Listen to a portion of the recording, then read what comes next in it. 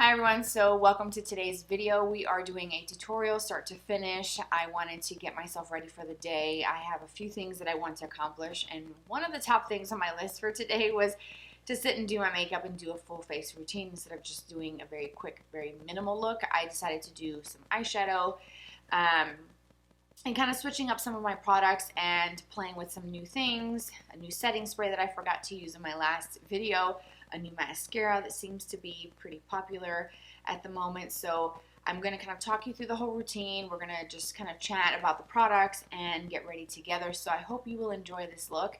And if you want to see how I did it, then just keep watching.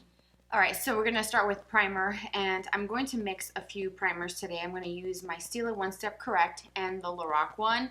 If I look like I'm squinting, it's so bright outside. There's so much snow on the roof of my neighbor's house that it's reflecting the sun, and it's kind of blinding. We had a lot of snow, and it's been pretty cold. I think a lot of places have had like a cold front going through. Even Texas had snow, which is so weird for Texas. I used to live in Texas for many years, and I think it maybe snowed like once while I was there. Okay, so I did a couple drops of the LORAC primer and one pump of the Stila One Step Correct. I'm trying to switch up a few of my products today, but I do like how this LORAC one makes my skin feel like baby smooth. It's a really nice smoothing primer, and it is the Glass Skin Primer, the Pro Skin one. I don't know if I mentioned that. For foundation, I'm going in with my Charlotte Tilbury Airbrush Flawless Foundation. I've talked about this so many times. I do about one pump, and I just kind of dot it all over first, and then I blend it in. It does look beautiful on the skin on camera and off camera. I had someone comment if it looks like that in real life, and it truly does. It's a really, really beautiful formula, one of my favorites, one that I reach for consistently in my collection, and why I use this so often in my videos, because I just love the way it looks and how it blends. And I use a damp beauty sponge. This is my very last one from my Amazon pack. I need to order some more, and I will link my Amazon store down below where I have these sponges linked. They're really good.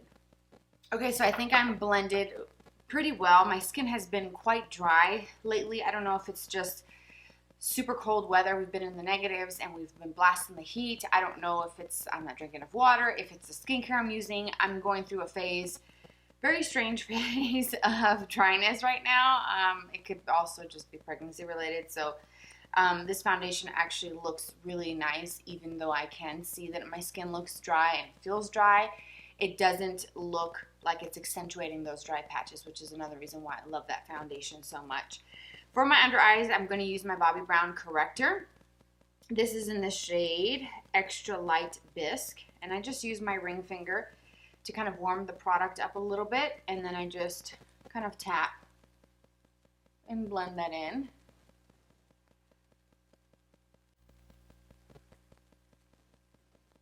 For concealer, I'm going to use my Maybelline Fit Me Concealer. I have the shade Fair 10.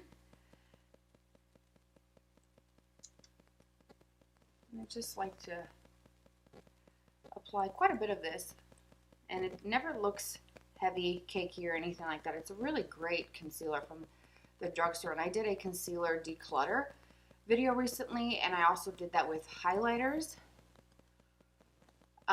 which I believe is already posted by the time this video goes up. And check those out, because I do have really good recommendations for concealers and highlighters that I really enjoy using and that I would recommend.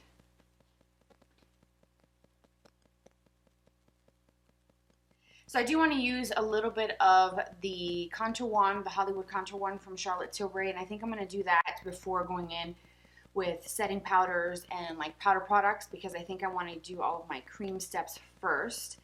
And this one is a very good product, and it has like an on and off. I need to see it. Okay. On and off, and I just kind of like dot this around. It's very pigmented, so I am warning you. It's pigmented, but it blends really well, and I feel like I have probably too much on. Doesn't that look crazy? But I promise you it blends out really well.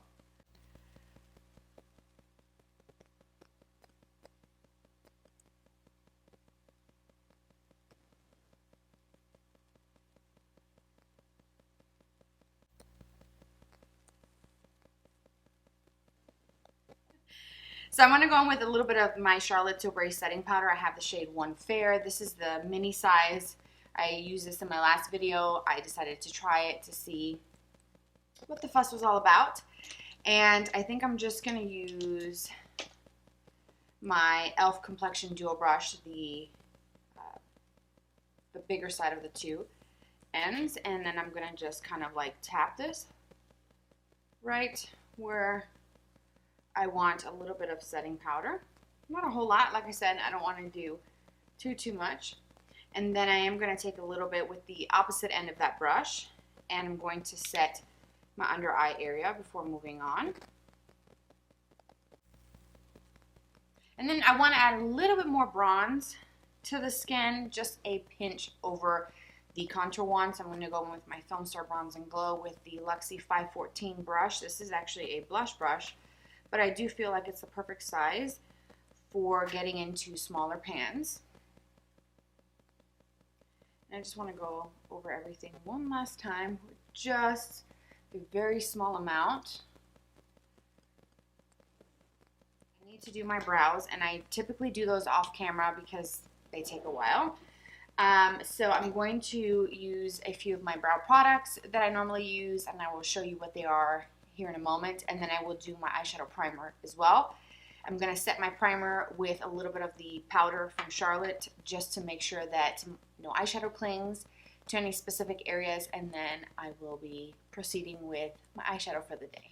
Alright, so brows are done. I use my Flower Beauty. This is the Skinny Micro Brow Pencil. I have it in the shade Brunette, so I use that and kind of comb through them. It has a kind of like a toothbrush looking end to help you comb through versus a spoolie. And then for brow gel, I use the High Def Brow Gel from Revita Lash, and that seems to have really good hold and works well with my brows. And then I did the Urban Decay Primer Potion, set that with a little bit of Charlotte Tilbury Flawless Setting Powder. So I think I'm going to go ahead and do my blush because I feel like I still need a little bit of color.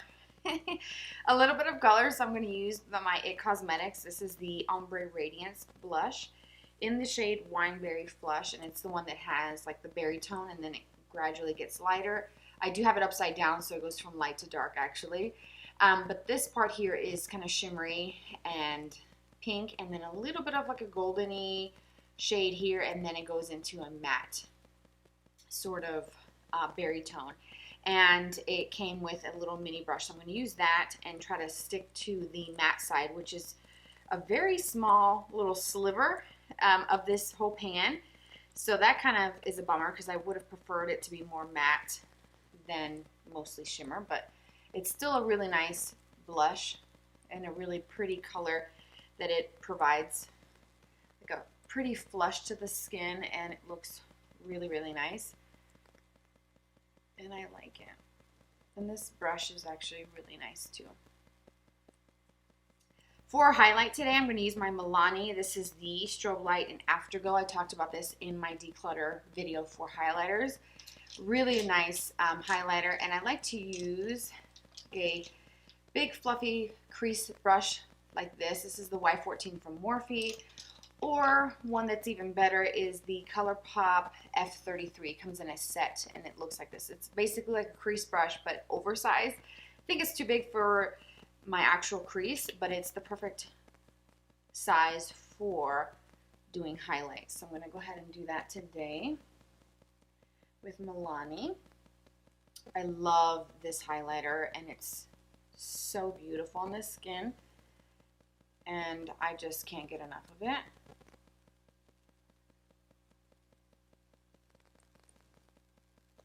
And I do put on a lot because I like it so much.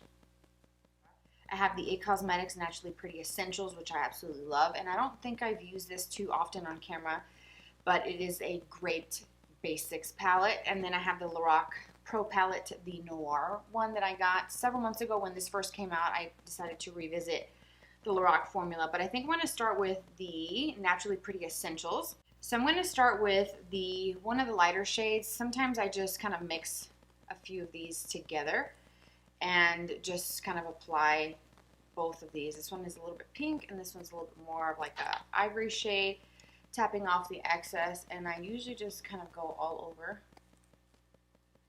quickly from my lids to my brow. Then I really like taking the shade called Dream, which is the one that has a little bit of pink. It's very soft, but it's a great sort of transition shade that I can use in my crease. And I just go from the outer edge and just follow my natural crease. This palette also has a Transforming Hello Light, which is the longest eyeshadow, like the strip right here, that has a bit of a sheen to it, and you can use that over some of the other shades to make them a bit more kind of satiny. They're not going to be super shimmery and metallic. They're very soft. And I'm going to take a little bit of Passion as well, which is this lighter here, this color here. And I usually just kind of mix them two together, that one with the Dream, which is that light, soft pinky shade. And honestly, if you just did this and some smudge liner, you'd be good to go. Alright, so to bring in a little bit more warmth and some more depth, I'm going to go into my Noir palette from LORAC. And I don't have the little insert with the names on them, so I'm just going to kind of show you the colors. I'm going to take this light tan right here, and I'm going to add a little bit of that to my crease area just to kind of deepen things up a little bit. I'm using a blending crease brush from Milani. It's part of their travel size kit that I got a couple months ago.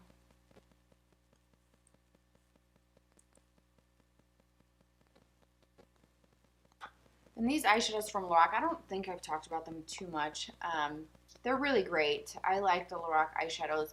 I do have the unzipped palette that I got, I think last November, October maybe, I don't know. And I just was kind of underwhelmed with that one. I just was expecting so much more for a palette that had been out of stock for some time. And I take that same color on a more tapered crease brush, pencil brush style, and I'm going to go on the lower lash line with that as well. Take this dark tan shade here first, and which is matte. That whole top row is matte, and I'm going to add that to my lower lash line to create some depth right out here.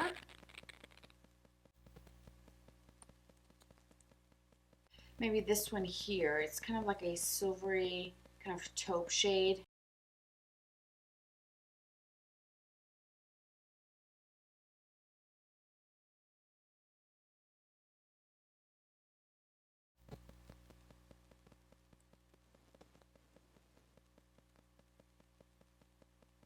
The actual point of that brush, I can kind of wedge that right into my crease and get that right in there where it meets up with that crease color.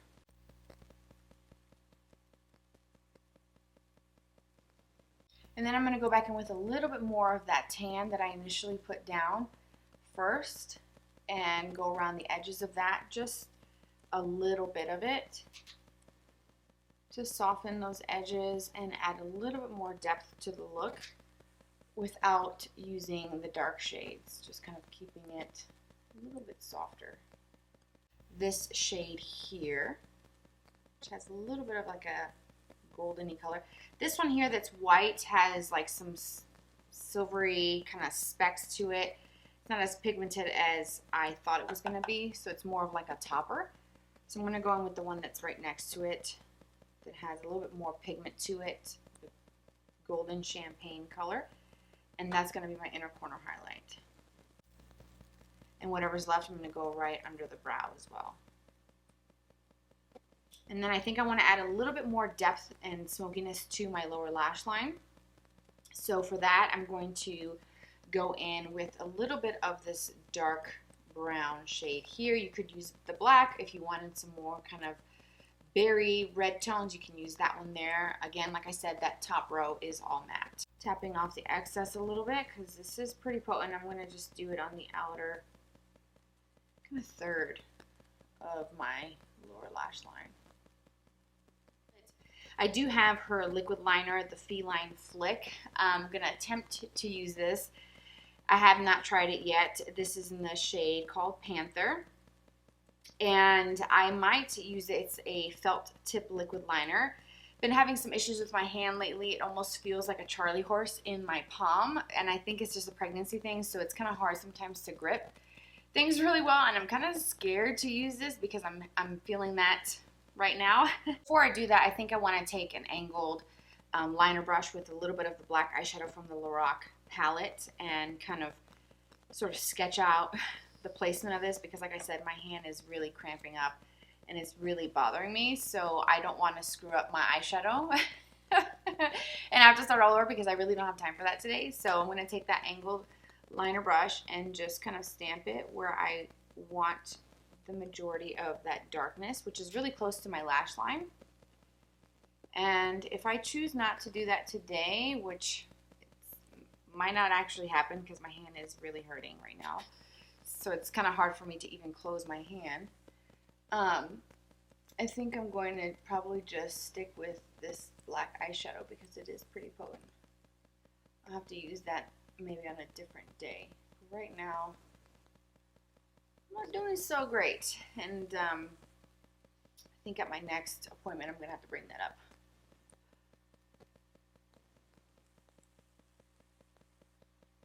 So I'm going to take a pencil brush, one of the ones that I've been using, and I'm going to just kind of soften that just a little bit.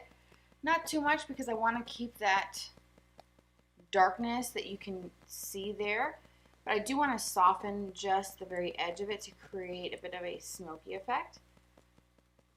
Alright, so I feel like I'm going to forget to do the setting spray, so I'm going to do that before my mascara. This is the Airbrush Flawless Setting Spray from Charlotte Tilbury. So I got the mini size off of the Sephora website, and I'm going to use this first.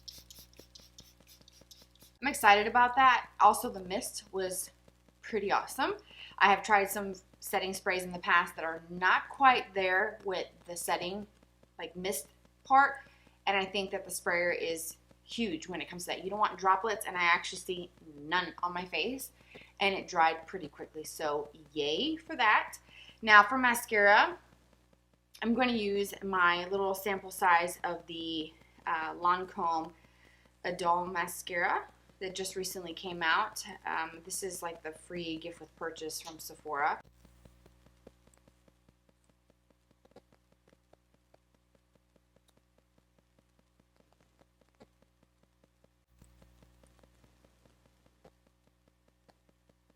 And there's 2 coats of that on my upper lashes, and I should have just done it before and after, but I do like it, and I feel like I'm adding a little bit more with whatever's left, and it's not getting clumpy, which is good. I'm going to use whatever's left on my lower lash line as well. Lips, I'm going to use my Milani Color Statement Lip Liner, the 03 Nude, which I love.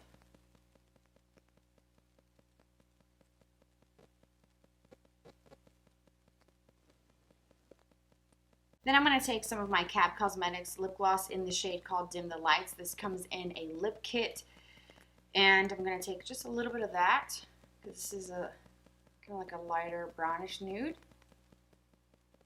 And I'm going to go over that lip liner. And there you have it. That is the completed look for the day. I really do like how everything came out.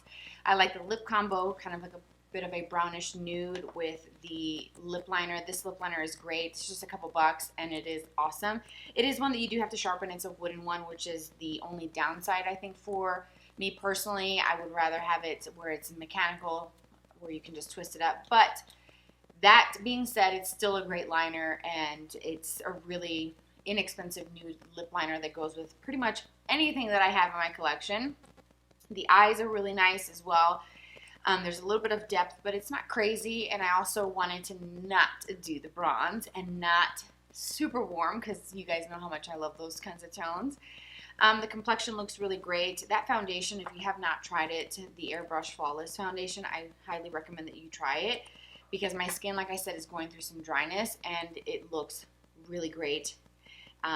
Over those dry patches, it's not clinging, it's not accentuating those flaky areas, because I do need to exfoliate, I think, and just kind of bump up my hydration at night with my night creams. So really great formula there with the foundation. Everything just looks really great, and I'm actually impressed with the mascara so far. I'm going to keep trying it out. I didn't want to persuade my opinion by reading reviews or going too much into research on it. I saw that it had good ratings. It was an option as a free gift with a Sephora order, so I thought I'd try it that way, and so far I'm impressed, and I will definitely keep you guys posted on it. But this is the finished look for the day. I hope you enjoyed it as much as I did, and thank you for tuning in, for watching. Don't forget to subscribe. You can also follow me on social media. I have Instagram, and it's always on the screen. You can follow me there. I hope we can connect there and become friends, and I hope to see you in my next video. Take care, and I will talk to you very soon.